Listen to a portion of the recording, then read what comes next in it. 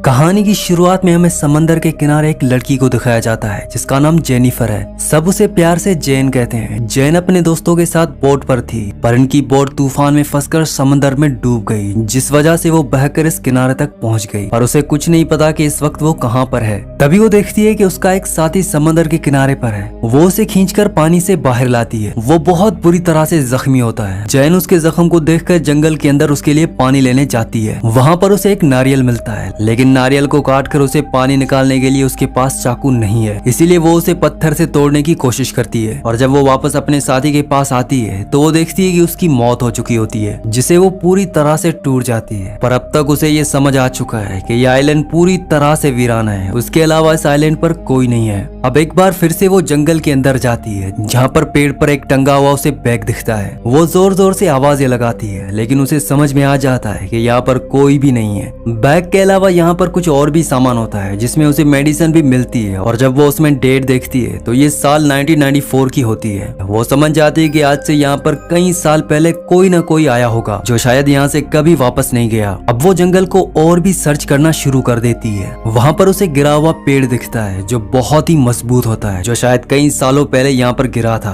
वो अंदर से पूरी तरह से खोखला होता है। अब रात हो जाती है और जैन पत्तों के नीचे पूरी रात गुजारती है, क्योंकि रात को बारिश हो रही होती है। अगली सुबह वो देखती है कि वहाँ आइलैंड पर 3 लोगों की कब्रें हैं। इसके बाद वो अपने साथी को वहाँ पर दफना देती है। साथ ही उसे कुछ समंदर के किनारे मछलियां भी दिखती है, जिनकी बॉडी पर गहरे पंजों के निशान होते हैं, जिस पर ये ध्यान नहीं देती। उसे भूख लगी है, इसीलिए वो उन्हीं मछलियों को पकड़कर खा लेती है। जैन को पूरा यकीन है कि यहाँ पर कोई रेस्क्यू हेलीकॉप्टर उन्हें ढूंढता हुआ जरूर आएगा, या पास से कोई शिप गुजरेगी जिन्हें इशारा करने के बाद वो यहाँ से निकल जाएगी। पूरा दिन इंतजार करने के बाद भी यहाँ आसपास कोई नहीं आता और रात को जैन एक जगह पर सो जाती है। अगली सुबह जब वो उठती है तो वो देखती है कि उसके दोस्त की लाश को, जो उसने दफना दी थी, वो वहाँ से गायब है, जो देखकर जैन पूरी तरह से डर जाती है। वो समझ जाती है कि इस आइलैंड पर कोई ना कोई खतरनाक जानवर है, और अब उस जानवर का सामना करने के लिए वो एक लकड़ी को आगे से शार्प करती है, ताकि रात को जब भी वो उसके आसपास आए तो बस लकड़ी के हथियार से उस पर हमला कर सके। रात होने पर वो उस जानवर का इंतजार करती है, क्योंकि इसके अलावा उसके पास कोई रास्ता नहीं है। पूरी रात गुजर जाती है, लेकिन वो जानवर नहीं आता। अगली सुबह वो उठकर देखती है कि समंदर में कुछ तैर रहा है।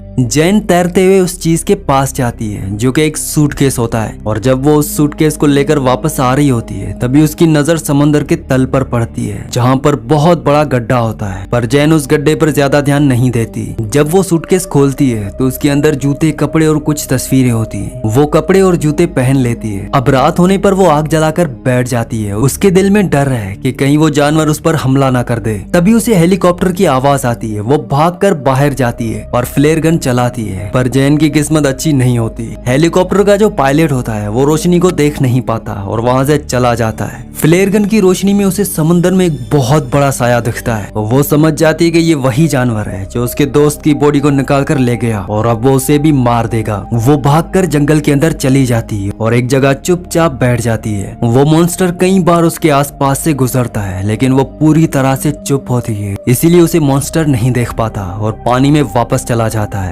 जैन को समझ में आ जाता है कि मॉन्स्टर जंगल में नहीं बल्कि पानी में रहता है। अब तक कुछ ऐसा लगता था कि जंगल में कोई मॉन्स्टर, कोई खतरनाक जानवर है जो उसकी जान के लिए खतरा है। इसके बाद सूटकेस के अंदर जो उसे फोटो मिली थी, वो फोटोज को देखती है, जिससे उसे पता चलता है कि ये एक फैमिली थी जो आइलैंड पर आई थी। वो एक फोटो में एक बच्चे के पीछे आंखें भी देखती है, और ये आंखें उसी मॉन्स्टर की थी। अब जैन डिसाइड करती है कि आज किसी भी कीमत पर वो उस आइलैंड से निकल जाएगी, क्योंकि रात होने तक अगर वो यहाँ पर रुकी तो वो मॉन्स्टर दोबारा आएगा और इस बार वो उसे खत्म कर देगा। वो सूटकेस के अंदर लाइफ जैकेट को रखकर पानी के अंदर जाती है, ताकि सूटकेस फ्लोट हो जाए, जिसके सहारे वो यहाँ से निकल जाए। पर जब वो पानी के अंदर जाती है तो सूटकेस खुल जाता है, जिस वजह से वो फ्लोट नहीं हो पाती, और अब ना चाहते हुए भी जैन को वापस आइलैंड पर आना पड़ता है। रात होने से पहले वो उसी मजबूत खोखले पेड़ के अंदर चली जाती है, क्योंकि उसे पता है कि रात होने पर मॉन्स्टर दोबारा आएगा और उसे पूरे जंगल में ढूंढेगा। ये सोचते सोचते उसकी आंख लग जाती है और आधी रात को उसे एक हलचल सुनाई देती है, जिससे वो समझ जाती है कि मॉन्स्टर उसके आसपास ही है। असल में मॉन्स्टर को पता चल गया होता है कि वो पेड़ के अंदर छुपी हुई है। वो पेड़ पर कई बार हमला करता है, लेकिन पेड़ बहुत मजबूत होता है, जिस वजह से वो पेड़ को पूरी तरह से नहीं तोड़ पाता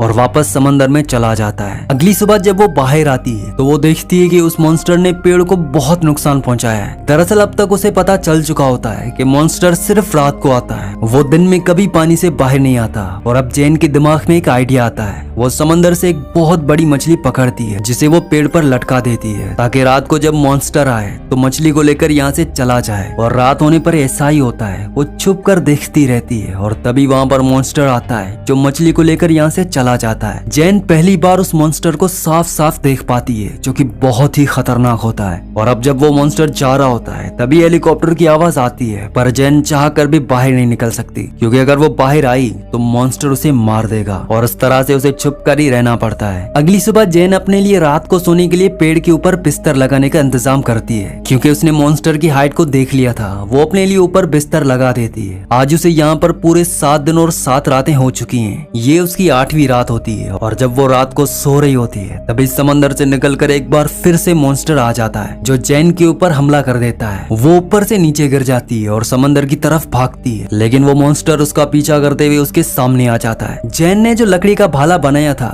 जिस लकड़ी को उसने आगे से शार्प किया था, उससे वो मॉन्स्टर पर हमला कर देती है, जिससे मॉन्स्टर जख्मी हो जाता है। वो जेन को अपने से दूर फेंकता है और पानी में चला जाता है। जेन भी भागकर जंगल के अंदर आकर पेड़ के ऊपर चढ़ जाती है। पूरी रात वो ऊपर ही गुजारती है और अगली सुबह वो समंदर के किनारे आती है। तभी समंदर में उसे एक राफ्ट दिखती है, जो देखकर वो बहुत खुश हो जाती है। दरअसल इसमें उसका बॉयफ्रेंड और उसकी एक फ्रेंड है, जो उसी के साथ उसी बोट पर थी जो समंदर में डूब गई थी। पर ये दोनों पिछले 7-8 दिनों से इसी राफ्ट पर फंसे हुए हैं और अब ये जेन को देखकर किनारे पर आ जाते हैं। जेन अपने बॉयफ्रेंड से मिलकर बहुत खुश होती है और अपने बॉयफ्रेंड और फ्रेंड के लिए मछलियां पकाती है। जेन इन दोनों को सब कुछ बताती है कि ये आइलैंड कितना खतरनाक है, कैसे हर रात को समंदर के अंदर से एक मॉन्स्टर इस आइलैंड पर आता है और जो भी जिंदा चीज उसे दिखती है उसे खींचकर वो समंदर के अंदर ले जाता है। उसका बॉयफ्रेंड और उसकी फ्रेंड उस पर यकीन नहीं करते। जैन दोनों से कहती है कि हमारा एक साथी पहले मारा जा चुका है, हमें पानी में वापस जाना होगा रात होने से पहले। अगर रात होने से पहले हम यहाँ से नहीं निकले तो मॉन्स्टर आकर सबको मार देगा। पर जो उसकी फ्रेंड होती है वो कहती है कि पिछले 8 दिनों से हम पानी में फंसे हुए हैं और अब मैं दोबारा उस पानी में वापस नहीं जाना चाहती। जैन अपने बॉयफ्रेंड को समझाने की कोशिश करती है, लेकिन वो भी उसकी बात नहीं मानता। लेकिन जैन ने डिसाइड कर लिया होता है कि जब भी उसे मौका मिलेगा वो उनकी राफ्ट लेकर यहाँ से निकल जाएगी। और एक बार उसे मौका मिल भी जाता है, वो उनकी राफ्ट में बैठ जाती है, पर उसका बॉयफ्रेंड और उसकी फ्रेंड उसे देख लेते हैं। इससे पहले कि वो वहाँ से निकल पाती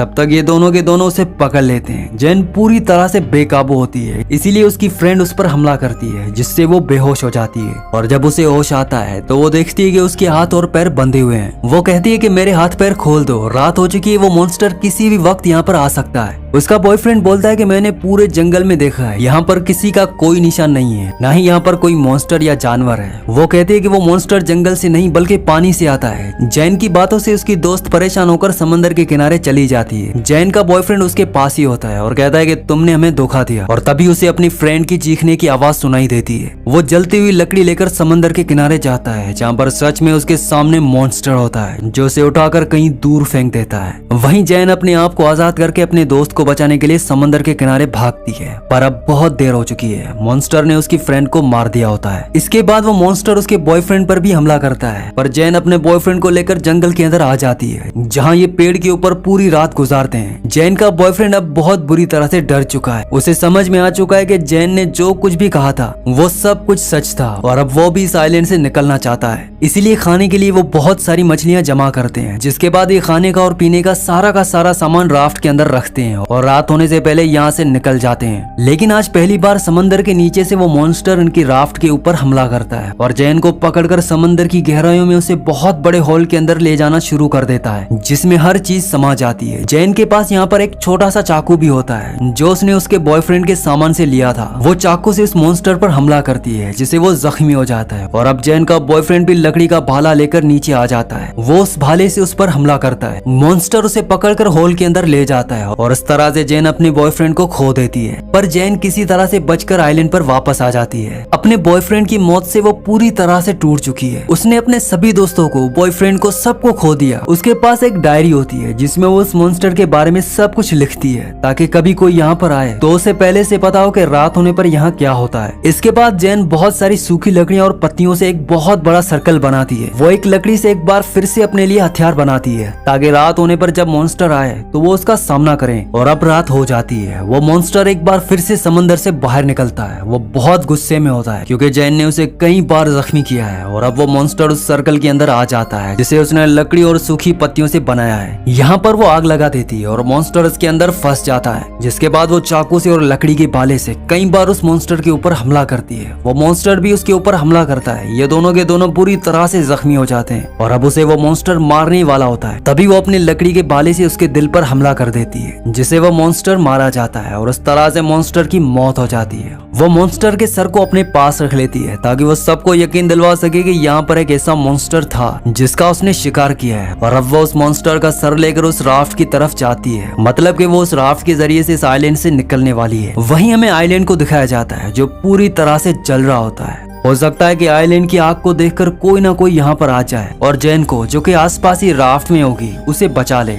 इसी के साथ इस मूवी का एंड हो जाता है।